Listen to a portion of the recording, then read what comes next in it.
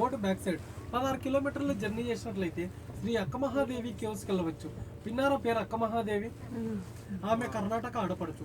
12వ శతాబ్దంలో ఈ మల్లికార్జున స్వామిని వివాహం చేసుకోవాలనే సంకల్పంతో కర్ణాటక నుంచి కాలినడకను వ్యవస్థగా నడుచుకుంటూ వచ్చి ఇక్కడ భ్రమరాంబ మల్లికార్జున స్వామిని దర్శనం చేసుకుని దాదాపు 1,00,000 సంవత్సరాల క్రితం ఏర్పడే కేవ్స్లో కొన్ని సంవత్సరాల పాటు తపస్సు చేసింది.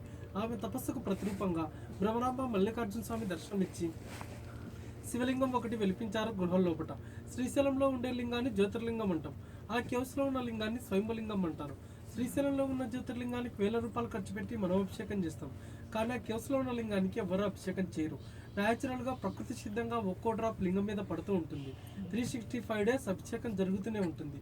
మీలో ఇంతకుముందు కానీ ఈ రోజు కానీ శ్రీశైలం గర్భగుడిలో స్పర్శ దర్శనానికి వెళ్ళారా ఎవరన్నా? స్పర్శ దర్శనానికి వెళ్ళిన వాళ్ళకైతేనే గర్భగుడిలో విగ్రహాలు కనపడతాయి. గర్భగుడిలోకి ఎంటర్ అయినప్పుడు లెఫ్ట్ సైడ్ ఒక నల్లరాతి విగ్రహం ఉంటుంది, గమనించారా? ఆవిడే అక్క మహాదేవి. మళ్ళీ రిటర్న్లో వచ్చేటప్పుడు 2 విగ్రహాలు ఉంటాయి, హేమారెడ్డి మల్లమ్మ, సిద్ధిరామప్ప.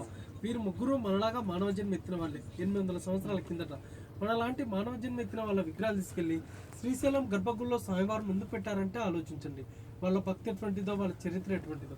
ఇదే Srisailam dam plus Srisailam project అంటుంటారు. కానీ దీని ఒరిజినల్ నేమ్ వచ్చేసి నీలం సంజీవరెడ్డి సాగర్. ఆయన ఆంధ్రప్రదేశ్ రాష్ట్ర ముఖ్యమంత్రిగా, రాష్ట్రపతిగా చేశారు. ఈ డ్యామ్ కట్టడానికి ఆయన ఎంతో కృషి చేశారు కాబట్టి ఆ పేరు పెట్టడం జరిగింది. Dam designer Mokshagunda Visvesvaraya. 1963 నుంచి 1983 వరకు 20 ఇయర్స్ పట్టింది డ్యామ్ కట్టడానికి. రైట్ సైడ్ బ్లూ బిల్డింగ్ కనపడుతుంది చూడండి, అది వచ్చేసి right side power house Andhra Pradesh. అది ఒక్కసారి జనరేట్ అయిందంటే 770 మెగావాట్స్ కనెక్ట్ అవుతుంది. ఇటు సైడ్ ఎల్లో బిల్డింగ్ వచ్చేసి left side power house Telangana. ఇది ఒక్కసారి జనరేట్ అయిందంటే 900 మెగావాట్స్ కనెక్ట్ అవుతుంది. పవర్ హౌస్లో వచ్చేసి డ్యామ్ ఫ్రంట్ సైడ్గా ఉంటాయి. ఈ పవర్ హౌస్లో ఒక water lake gate operatings. Forest వచ్చి Nallamala forest. Present water level 830 feet ఉంది. ఇక్కడ చెట్ల మొదలు దాకా వచ్చిందంటే 885 ఫీట్ వస్తుంది. ఈ ప్లేస్ మట్టుకే పాతాళగంగా అంటారు. కాశీ నుంచి గంగా నది అంతర్వాహినిగా భూగర్భ జలాల కింద ఇక్కడ ఉద్భవించిందంట. అందుకే ఈ ప్లేస్ అంతా పవిత్రత. మెయిన్ టెంపుల్లో దర్శనానికి వెళ్ళేటప్పుడు పెద్ద నంది ఒకటి చూసారు కదా, ఆ నందిని వచ్చేసి శనగల బసవన్న అంటారు. అలాంటి నంది ఎగ్జాక్ట్ ఈ బోట్ కింద ఈ సరౌండింగ్స్లో ఒకటి ఉంది. ఈ నందిని ఉబ్బిలి బసవన్న అంటారు. డ్యామ్ కట్టక ముందు దర్శనానికి వచ్చిన వాళ్ళు ఈ నందిని దర్శనం చేసుకుని వెళ్ళి అక్కడ దర్శనం చేసుకునేవాళ్ళు. డ్యామ్ కట్టిన తర్వాత వాటర్తో స్టోరేజ్ ఫుల్ అయింది, వాటర్లో మునిగిపోయింది. ఇక్కడ వాటర్ కూడా చూడడానికి గ్రీన్ కలర్గా ఉంటుంది.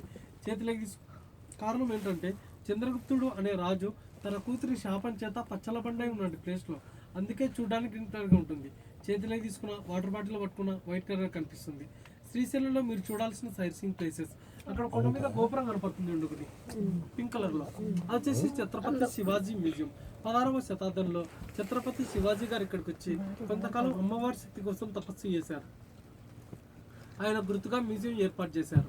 మళ్ళీ దాని బ్యాక్ సైడ్ కిలోమీటర్లంటే హేమారెడ్డి మల్లమ్మ టెంపుల్ ఉంది.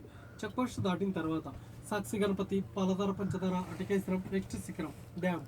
శ్రీశైలం నుంచి 22 కిలోమీటర్ లాంగ్ జర్నీ చూసుకున్నట్లయితే ఇష్టకామేశ్వరి టెంపుల్ అని ఒకటి ఉంది. భారతదేశంలోకెల్లా ఒకే ఒక టెంపుల్ ఉంది, అది నల్లమల్ల ఫారెస్ట్లో. అక్కడ విశిష్టత ఏంటంటే వెళ్ళిన ప్రతి భక్తుడు అమ్మవారి నుదుటిన బొట్టు పెడతారు.